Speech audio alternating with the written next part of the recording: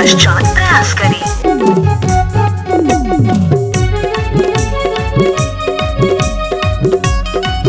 एक बिरला कहाँ गए सब कैसे स्विच ऑफ करे रहे मोबाइल ला? घर के मन हम और शादी करे तोर खातिर तो पूरा गांव में बदनाम हो ते शादी करी है। महू तो बदनाम हूँ का। अब मोर घर वाले मन नहीं मानते तब मैं का करूँ। अब मैं नहीं आऊँगी। तोरे खातिर हो गे हम बदनाम अमोला अपन सही धन जान। तोरे खातिर हो गे हम बदनाम मोला अपन दीवानी ते जान। कावल कर जो हजारा थे वो बिन पानी मछली का तड़पत थे ना। आगे लगा के मैं हजर जाहूँ रे पी के जहर मैं हम मर जाहूँ।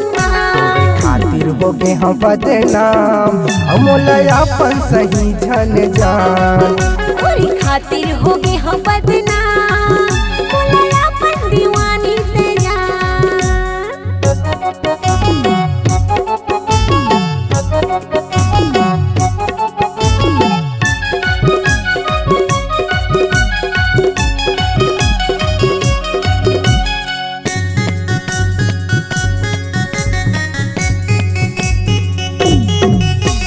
रोज रोज करथस भैया के बहाना काहे तोर मनमा वो मोला बताना।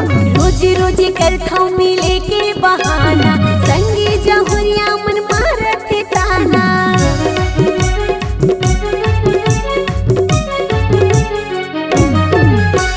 रोज रोज करथस भैया के बहाना काहे तोर मनमा वो मोला बताना।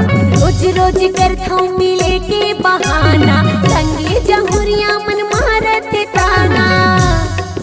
तोरे खातिर हो गे हम बदनाम अमोला अपन सही धन जान। तोरे खातिर हो गे हम बदनाम मोला अपन दीवानी ते जान।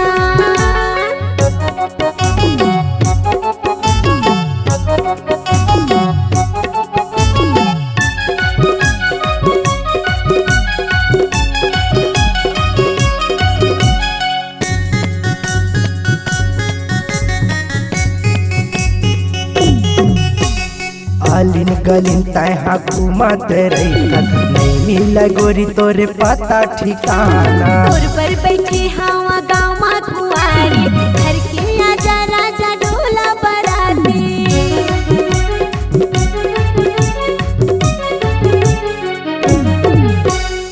आलिन गलिन तैहा घूमत रही नहीं मिला गोरी तोरे पता ठिकाना। तोर पर बैठे हवा गाँव मा कुआरे घर के आजा राजा डोला बराते।